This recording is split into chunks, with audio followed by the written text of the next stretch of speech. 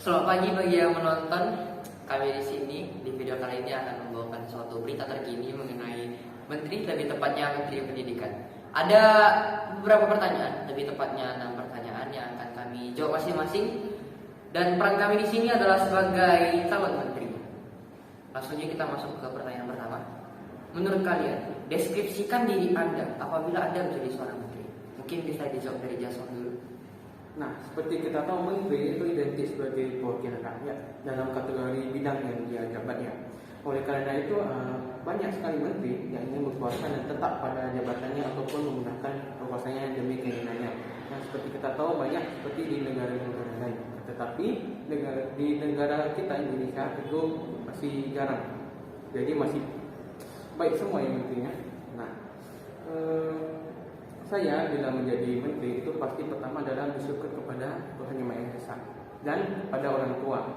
Kemudian itu saya akan melaksanakan tugas yang diberikan dengan sepenuh hati, tiada kata curang dan menyalahkan dalam kamus hidup saya.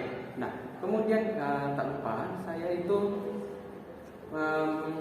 mengutamakan kepentingan rakyat di atas kepentingan golongan ataupun kepentingan pribadi saya. Ya. Karena rakyat adalah penerus dari generasi kita yang pada akhirnya mereka lah yang akan memimpin. Kemudian tugas yang saya lakukan itu bukan hanya pendapat dari saya ataupun dari kementerian yang akan pendidikan itu, tetapi itu dari rakyat semua. Nah, saya tidak akan selalu untuk menggunakan fasilitas-fasilitas yang ada dalam kementerian itu sendiri, tetapi saya akan menggunakan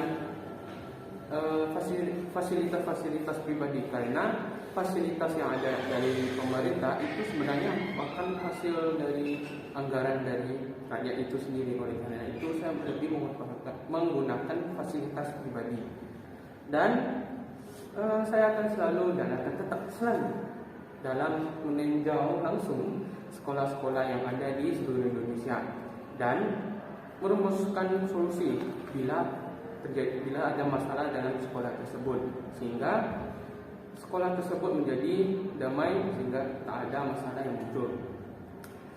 Dan itu aja sih, tidak ada yang kurang ataupun tak ada yang lebih, tapi lebih ditekankan pada kondisi kehidupan yang sederhana, sehingga rakyat tidak akan menyangka bahwa saya adalah seorang menteri. Itu aja.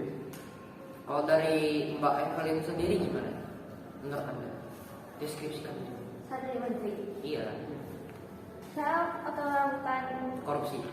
yang terbaik dan tidak menyanyiakan suara rakyat kalau menjadi saya menjadi menteri. Dan saya akan memajukan pendidikan negeri kita ke jenjang lebih tinggi. Kalau untuk saya sih gak jauh-jauh dari perkataan dari kalian berdua ya. Yang intinya itu adalah selalu berpikir positif, memajukan bangsa dan negara, tidak melakukan kecurangan seperti yang Jason bilang tadi, jujur, adil, dan selalu mendengar suara rakyat. Nomor 2, jelaskan bagaimana kedudukan, tugas, dan fungsi Menteri Pendidikan menurut kalian. Silakan Jason. Nah, kita mulai dari kedudukan dulu ya. Nah, kedudukan dari si Kementerian Pendidikan, Kebudayaan, Riset dan Teknologi atau kita sebut sebagai Kemendikbudristek, yakni berada di bawah dan bertanggung jawab kepada Presiden dan dipimpin oleh seorang Menteri Pendidikan, Kebudayaan, Riset dan Teknologi, yang dimana tahun ini masih dipimpin oleh Nadiem Anwar Makarim. Kemudian menteri ini memiliki slogan yang khas dan sering dijumpai oleh para pelajar seperti kita, yakni Tuk Guri Handayani, yang berarti dari belakang itu seorang guru harus memberikan dorongan dan arahan. Kemudian Kementerian Pendidikan, Kebudayaan dan Riset dan Teknologi itu memiliki struktur anggota dengan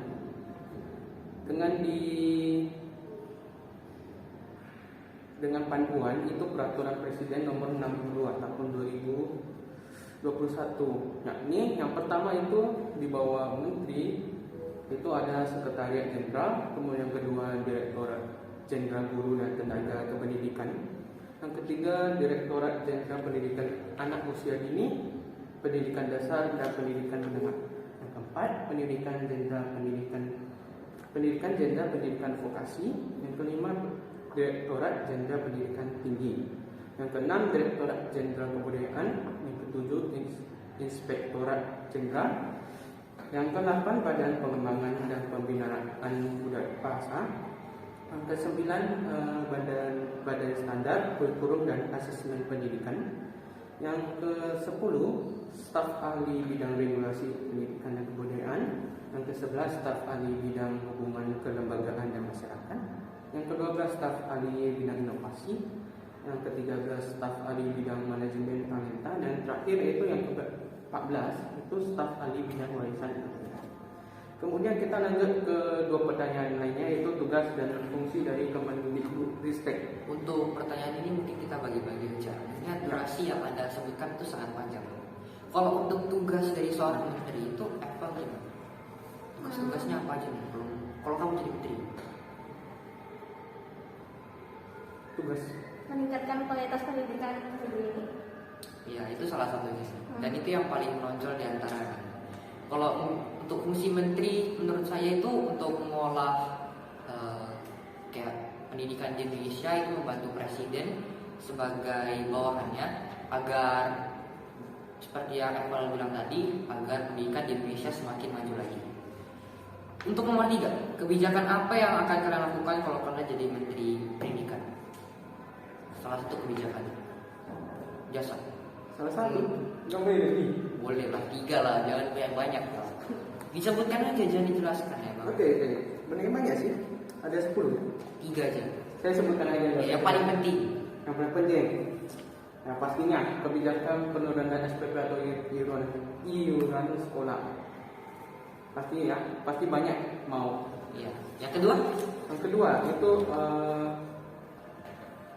pastinya adalah pembangunan dan pemerataan gedung ataupun bangunan sekolah di dunia, serta itu memperbaiki ataupun merawat gedung, di mana gedung bangunan tempat menerima ilmu di sekolah itu masih minim di Indonesia. Nah, kemudian yang ketiga pastinya adalah kebijakan kurikulum terbaru, yaitu lebih ditekankan pada proyek daripada pengetahuan. Tambah lagi ya? Jangan. Oke. Sedikit. Ada lagi. Kita lanjut dari Apple. Ada lagi. Sebutkan aja kebijakan. Apa yang akan kamu lakukan? Memperbesar jumlah hadiah pada perlombaan pelajaran mata pelajaran juga. Terus kebijakan menambah gaji guru dan kebijakan mengenai sistem publik. Oke. Kalau dari saya sendiri cuma satu doang kebijakan yang paling menurut saya penting untuk meningkatkan kualitas pendidikan, yaitu memperlambat jam masuk bagi siswa.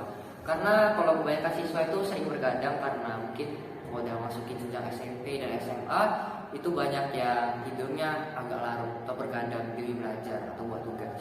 Nah, jadi mungkin memperlambat waktu masuk sekolah itu efektif, mengikuti seperti negara Jepang. Untuk nomor 4, bagaimana agar Anda menjadi menteri yang baik? Kalau misalnya Anda jadi menteri. Nah, saya Iya, that's all. jika saya jadi menteri, yang pertama itu pastinya saya akan mempunyai jiwa dan kepribadian yang baik, karena buruk itu sangatlah berakibat buruk pada jajaran ke bawahnya ataupun sikap yang akan saya berikan pada rakyat. Yang kedua adalah seorang menteri itu harus menghormati pendapat orang lain, baik itu yang sudah lanjut usia ataupun yang masih kanak-kanak, karena di negara kita itu menganut sistem demokrasi rakyat seperti yang kita tahu sekarang ini ya. Kemudian seorang menteri itu harus bersikap baik kepada jajaran di bawahnya, karena menghormati adalah segalanya dan segalanya adalah menghormati. Nah, yang paling utama adalah menteri yang baik itu harus menyelesaikan tugas dan kewajiban dengan baik tanpa menyalahkan orang lain. Karena seperti kita tahu, jika kita melakukan sesuatu maka tanpa kita sadari, berarti kita juga bertanggung jawab pada masalah itu sendiri. Dan menteri baik itu harus memberikan solusi yang baik juga ya. Jika ada masalah harus memberikan solusi yang baik dan tak boleh melupakan jasa orang tua. Oke, sekian dan terima kasih dari Jason. Kita lanjut ke jawabannya. Pendapat saya tidak jauh Saudara dari ini Jason. tidak apa sih namanya? Tidak ramah. tidak ramah tingkat 1. Mungkin dari awal langsung aja jawab, biar menghemat durasi kita masih nomor 4. Silakan dijawab. Iya, bagaimana Anda menjadi menteri yang baik? Apakah tugas kamu sebagai menteri yang baik korupsi atau bagaimana? Pendapat saya tidak beda dengan dia, tapi saya tambahkan sedikit. Saya akan melakukan tugas saya dengan baik dan benar dan tidak korupsi. Itu sebenarnya jawaban dari saya sih. Kalau untuk saya sendiri ya seperti yang Jason dan Iqbal bilang tadi sendiri ya, yang paling penting itu tidak melakukan kecurangan atau korupsi. Atau mungkin bisa belajar juga dari berbagai sosialisasi agar menjadi menteri yang lebih baik lagi. Nomor 5, bagaimana agar kebijakan itu diterima atau bermanfaat bagi warga negara? Kebijakan Anda yang sebelumnya, mungkin bisa diambil satu contoh aja. Dan setelah bagaimana kebijakan itu diterima. Ya ini secara umum deh, Iya. nggak cuma satu, itu semua 10 ini. Nah, Yang satu aja, jangan macam-macam. Satu aja, yang paling penting banget menurut kamu. ini pendapat saya itu mencakup semua, nggak cuma satu, tapi semua. Ya udah, silakan dibacakan intinya saja. Kebijakan itu seperti kita tahu itu haunya itu sudah dari rakyat sendiri, dari rakyat itu sendiri, di mana kita mengajak demokrasi rakyat. Jadi kebijakan itu sudah pada awalnya itu sudah diterima dan dijadikan panduan dalam hidupnya. Jadi kebijakan yang saya buat itu tidak jauh-jauh dari kehidupan masyarakat itu sendiri. Nah, tak lupa saya itu selalu mengutamakan namanya keadilan dan kemanusiaan. Jadi kebijakan jadi kebijakan yang saya buat itu tentunya gimana ya? Oh ya, tentunya itu harus memberikan manfaat kepada Masyarakat luas. masyarakat. Nah, itu sih pokoknya lebih ditekankan pada rakyat itu sendiri, karena rakyat adalah penyumbang terbesar pendapat bagi perkembangan pemerintahan yang ada di Indonesia. Baik, kalau dari Apple bagaimana kebijakan Anda agar diterima?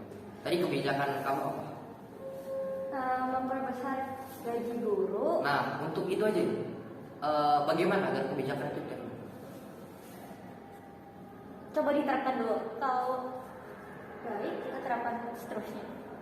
Sepertinya gaji guru meningkat pasti semuanya akan diterima karena untung bagi dia. Tapi Tapi ekonomi tidak Indonesia juga. Enggak lah, masa segitu parah? ini tingkatkannya 10.000, 20.000. Ya kayak gitu lah, juta-juta lah. Oke, Biar baik. persaingannya kuat. Kalau untuk saya agar diterima sudah pasti diterima kan ini karena menguntungkan bagi pelajar. Karena yang sudah saya bilang tadi bergadang tidak baik dan dapat menambah waktu istirahat bagi siswa. Dan tentunya sebenarnya tidak ada permasalahan yang bisa dijadikan masalah. Untuk soal terakhir, nah ini kalau ada masalah bagaimana solusi yang akan kalian berikan berdasarkan kebijakan itu? Nah, seperti kita tahu seorang menteri itu ada manusia. Nah, manusia itu tidak ada yang sempurna dalam hidupnya. Jadi terkadang seorang menteri itu membuat kesalahan. Terkadang solusi yang dia berikan itu mampu memberikan masalah yang lain, mampu menyelesaikan masalah sebelumnya, tapi memberikan masalah yang lain. Oleh karena itu, saya jika terdapat masalah solusi, maka saya akan memberikan solusi yang dimana jalan pertama yaitu memahami dulu solusi masalah yang ada, sehingga solusi yang diberikan itu dapat nyambung ke masalah, sehingga masalah itu dapat terselesaikan secara damai tanpa mengganggu masyarakat. Kemudian yang kedua adalah diskusi dengan masyarakat. Seperti yang kita tahu, rakyat adalah penyumbang terbesar pendapat dalam pemerintahan Indonesia. Jadi pendapat yang dikeluarkan masyarakat itu terkadang mampu memberikan solusi dalam masalah yang ada. Yang terakhir adalah menyusun kebijakan baru. Seperti yang saya bilang tadi, itu sesuai dengan aspek keadilan, kemanusiaan dan juga Pancasila, sehingga peraturan tersebut mampu memberikan keadilan, kenyamanan bagi masyarakat Indonesia. Jadi itu saja simpulannya, itu solusi yang saya buat itu dari masyarakat, sehingga solusi yang saya buat itu mampu diterima dan menciptakan lingkungan yang baik sesuai dengan peraturan yang ada. Kalau dari Apple bagaimana? Kalau ada masalah dengan kebijakan upah guru itu? Jika ada masalah pada kebijakan yang saya terapkan, saya akan mencari sumber masalahnya dan akan mencari solusi untuk menyelesaikan masalah tersebut. Ya, apa upaya dari solusi tersebut? Apa masalah dari Misalnya ada oknum yang tidak terima bahwa upah guru itu diterima. kenapa? Atau korupsi Iya, misalnya. mungkin saja. Siapa yang korupsi? Oh, udah daripada banyak lagi kita masuk ke saya aja. Sebenarnya kalau untuk kebijakan saya sebenarnya nggak ada masalah karena yang ditingkatkan itu cuma waktu pelajaran doang. Tapi kalau ada mungkin nggak ada sih. Ada sih orang tua yang tidak terima. Karena Mungkin mengganggu dengan waktu belajar. alasan penyupiran ya atau pengantaran nggak sesuai dengan jam kerja. Karena tuh orang tua yang antar anaknya tapi nggak sesuai, sesuai gitu 1 jam. Nah itu mungkin saya akan berkoordinasi juga dengan menteri yang lainnya untuk membahas bahwa penaikan jam kerja, peningkatan atau keterlambatan jam masuk kerja itu juga ditingkatkan. Jadi misalnya kalau masuk sekolah jam 9 itu juga masuk jam kerja jam 9. Jadi sekalian ada waktu istirahat untuk bekerja, waktunya juga mepet. Ya, begitulah. Begitulah dari jawaban dari kami dari pertanyaan yang sudah diberikan. Terima kasih atas kehadiran Bapak dan